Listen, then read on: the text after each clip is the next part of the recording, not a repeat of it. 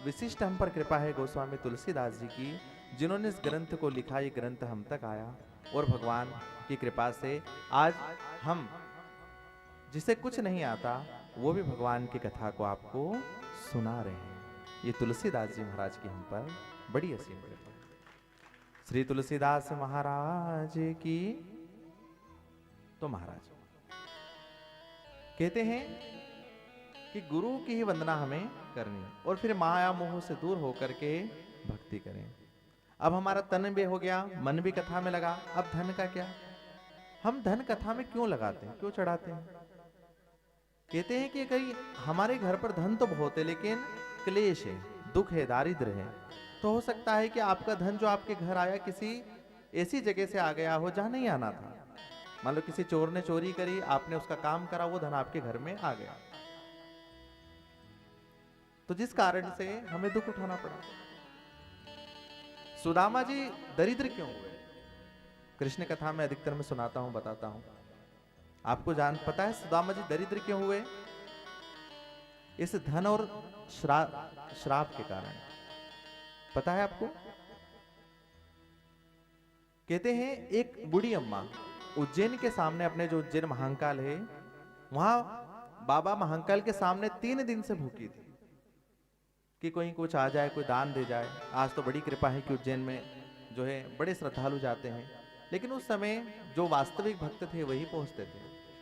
तो यहाँ पर 3 दिन से वो भूखी प्यासी है, कोई नहीं आता, अगर आता है तो कुछ देता नहीं है। तो किसी एक सेठ ने विचार करा कि चलो बूढ़ी अम्मा है, कुछ दिया जाए। तो उसने एक मुट्ठी भर चने उस बूढ़ी अम्मा को दिए। उस बूढ़ी अम्मा ने अपने पल्लू में उसको बांध लिए। साड़ी का पल्लू उसका छोटा सा था, पल्लू को फाड़ा, पल्लू में चने बांध लिए। अब लेकर के बड़ी प्रसन्न हो गई कि 3 दिन से भूखी हूं, किसी ने कुछ खाने को तो दिया। उस चने को लेकर चली। अब जैसे चली ना, तो पीछे से एक चोर आया, और चोर ने जब उस पोटली को मां के हाथ में देखा तो समझा कि हो सकता है इसमें कुछ सोना हो, धन हो, कुछ सिक्के हो। तो उसने, चोर ने झपटा मारा, उस पोटली को छीनकर भागा। अम्मा चिल्लाती रह गई, अरे दुष्ट रुक जा रे, रुक जा, 3 दिन से भूखी हूं, कुछ खाने को मिला था सो ले जा रहा है। लेकिन उसने एक नहीं सुनी। तो यहां पर उस बूढ़ी अम्मा के मन कांप गया और उसने श्राप दिया कि मैं श्राप देती हूं कि जो इस अन्न को खाएगा वो जन्म जन्मांतर दरिद्र रहेगा। उसी पोटली को ले जाकर के जब वो दौड़े दौड़े जा रहा था, तो आज जो सांदीपनी जी का आश्रम उज्जैन में है, वहीं पर वो चोर भागता भागता गया और भागने के कारण पे वो गिर गया। कहीं ठोकर होकर लगी, सुबह का ब्रह्म मुहूर्त था, ठोकर लगने के कारण गिरा। और जैसे ही गिरा ना, उसी समय सांदीपनी जी महाराज की धर्म पत्नी बाहर साफ सफाई करने आई, झाड़ू लगाने आई, बागरा लगाने आई। तो जैसे ही वो पोटली गिरी तो उन माता को देख करके चोर घबरा कर भाग गया, वे गुरु पत्नी यहाँ पर शिष्य आ जाएंगे। और उसी पोटली को जब उसने माता ने खोल कर देखा तो देखा इसमें तो अनाज है, माने चने हैं, अन्न है। अन्न का अपमान ना हो इसलिए वो पोटली उन्होंने अपने पास रख ली, अपने पास रखी। एक समय आया तो जहां सांदीपनी जी के आश्रम में हमारे कृष्ण जी और सुदामा जी, बलराम जी विद्याधन के लिए आए थे। तो यहां पर एक समय जब बारिश का समय आया तो माता ने कृष्ण को बुलाया, सुदामा को बुलाया, बोले बालक आप हमारा एक काम करो, जंगल से लकड़ियां चुन लाओ, बारिश का समय है, अगर बारिश आगे सूखी लकड़ियां नहीं मिलेगी तो तुम्हारे गुरुजी हवन कैसे करेंगे, ले आओ। अब कृष्ण जी बड़े चंचल और तेज थे और सुदामा जी पंडित थे, क्योंकि इधर क्षत्रिय कृष्ण जी और सुदामा जी ब्राह्मण है, तो वो थोड़े सीधे साधे थे। तो जैसे सुना कृष्ण जी तो दौड़ लिए, सुदामा जी वहीं खड़े। तो माता को याद आ गया कि मेरे पास कुछ अन्न है, क्यों ना मैं इन बालकों को दे दूं, रास्ते में भूख लगेगी, खा लेगी। तो वही पोटली निकाली और सुदामा के हाथ में दी, सुदामा ये कुछ इसमें अन्न है, भोजन है, अब सुबह सुबह तो मैं कुछ बना नहीं पाई, यही है, इसे तुम ले जाओ और तुम्हें भूख लगे तो दोनों मिल बांट कर खा लो। सुदामा जी लेकर चल दिए। अब एक सभी कथा प्रचलित है कि जब बारिश होने लगी तो कृष्ण जी तो जो थे चढ़ गए ऊपर, सुदामा जी नीचे हैं। अब यहां पर याद आया कि माता ने कुछ दिया, इतने में कृष्ण जी बोले, रे सुदामा माँ ने हमें कुछ दिया खाने के लिए, बड़ी भूख लगी, बारिश का समय है, बारिश से भीग गए। तो सुदामा जी को याद आया कि हाँ माँ ने तो कुछ दिया, लेकिन जैसे हाथ में निकाला ना तो सुदामा जी विद्वान है। जैसे वो चने को देखा तो चने तो हैं, लेकिन उसके अंदर जो श्राप है ना वो सुदामा जी भाप गए। अब बोले महाराज जी कैसे भाप गए? तो आप उदाहरण के लिए समझो, कोई बुरा नहीं मानना है ना। आपके घर अगर आपके ससुराल पक्ष से ज्यादा मेहमान आ जाए तो बहुरानी के पास सारा भोजन व्यवस्था हो, और ससुराल वाले ने कभी एक आध बार बहुरानी का दिल दुखा दिया हो कोई बात कहकर, तो भोजन में सारी सामग्री होगी ना, लेकिन स्वाद नहीं आएगा। चाहे पूरी भज्जे खीर पूरी सब बना दे, स्वाद आने वाला नहीं। और वहीं बहुरानी के घर मायके से अपना कोई भैया बंधा जाए तो घर पर चाहे नमक मिर्ची ना हो, लेकिन जो भी है उसको बनाकर इतने प्रेम से वो परसेगी ताकि खाने वाले को आनंद आ जाए। तो भोजन में सामग्री महत्वपूर्ण नहीं है, भोजन में आपका भाव महत्वपूर्ण, किस भाव से आप किसी को अर्पित कर रहे हो। इसीलिए हमारे गांव के जो आप माताएं हैं, भगवान के मंदिर जब भोग लगाने जाती हो ना, तो अपने भोजन की थाली को ढक कर ले जाते हैं। कौन कौन भोजन की थाली ढक कर ले जाते हैं? सभी ले जाते हैं ना।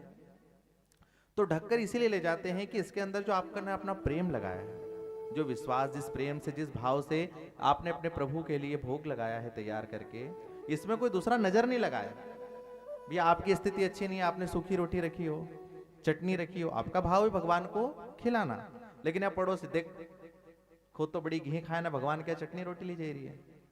अब ये तो आपका भाव, आप क्या भगवान को भोग लगा रहे। अब कोई काजू बादाम के कटोरे कटोरे भर के चढ़ा दे, लेकिन मन में भाव नहीं है, तो उसका कोई भी तात्पर्य नहीं। प्रेम वशी भगवान स्वीकार करते हैं। तो यहां सुदामा जी ने जैसे उस चने को देखा, समझ के इसमें श्राप है। अब फेंक इसलिए नहीं सकते कि गुरु माँ ने दिए, गुरु माँ ने दिया तो ये प्रसाद है।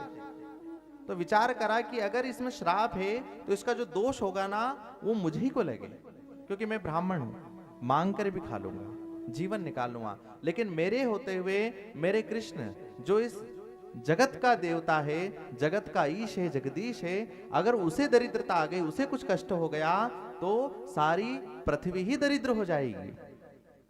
तो मैं अपने मित्र की रक्षा हेतु ये चने स्वयं खाता हूं। इसलिए चने तो खाए। जब कृष्ण जी ने पूछा कि तू क्या खा रहा है, तो क्या कहते हैं, झूठ बोल गए कि कन्हैया मैं कुछ नहीं खा रहा, ठंड होने के कारण मेरे दांत कटकटा रहे हैं। तो यह कृष्ण जी ने भी मन ही मन सुदामा जी को वरदान दिया था, सुदामा तूने मेरे ऊपर कष्ट हरने के लिए मुझसे झूठ कहा। देखो यह झूठ कहना, अच्छा कहना, ये समय पर स्थिति है। अब बड़े लोग ऐसे मिलते, महाराज हम तो देखो मुंडा पे काम, बुरी लगी जाए तो लगी जाए, ऐसा नहीं। ऐसा नहीं कि आप भी भगवान सत्यवादी हरिश्चंद्र हो। कहां क्या कहना है इसका विचार भी हमें करना है। आप डॉक्टर के पास जाओ, आपको बड़ी गंभीर बीमारी है, और डॉक्टर ने देखते ही बोल दिया कि भैया तुमको तो सीधी इतनी बड़ी बीमारी है, तुम 2-4 दिन के मेहमान हो, तो 2-4 दिन भी नहीं जिएगा बेचारा, 1-2 दिन में टेंशन में आके मर जाएगा। अब डॉक्टर के भाई मैंने तो सही बोला था। लेकिन अगर डॉक्टर यहाँ विश्वास दिला दे कि भैया बीमारी तो है, लेकिन दवाई करोगे, परहेज करोगे तो शायद बच जाओ और इलाज करना, तो उसके विश्वास, अगर उसकी इच्छा शक्ति जाग गई कि डॉक्टर ने तो भैया बोल दिया है कि भैया अच्छा है, कोई फिक्र नहीं, आप भी डॉक्टर के पास जाते हो भले ही बीमारी हो, डॉक्टर ने कहा कोई फिक्र की बात नहीं है, तो अंदर से अपनी इच्छा शक्ति जाग जाती है कि अभी हमें जीना है, और हमारी धीरे धीरे वो बीमारी दूर हो जाती है।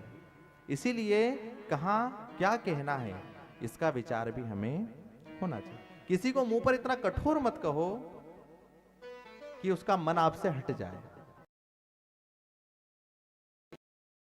पाक होए, औरों को भी शीतल करो और खुद भी शीतल। अच्छा बोलोगे तो अच्छा ही सुनने को आपको मिलेगा। किसी से राम राम कहोगे तो राम राम ही बोलेगा, और अगर आप बड़प्पन में, कड़कपन में कुछ गलत बोलोगे तो अगर वो आपसे गरीब है तो आपके सामने नहीं बोलेगा, लेकिन आपके जाते ही तो, और बराबर का है तो फिर तो सामने हो जाएगा, लेकिन बोलेगा। इसीलिए प्रेम से। तो यहां पर झूठ क्यों बोल गए कि मैं अपने इष्ट को बोल रहा हूं, लेकिन सही बता दिया तो मांग लेगा, छीने लेगा, कृष्ण है। यहाँ कृष्ण सुदामा जी झूठ बोल गए कि आज मैं जो खा रहा हूं मेरे पास कुछ नहीं, दांत कटकटा रहे।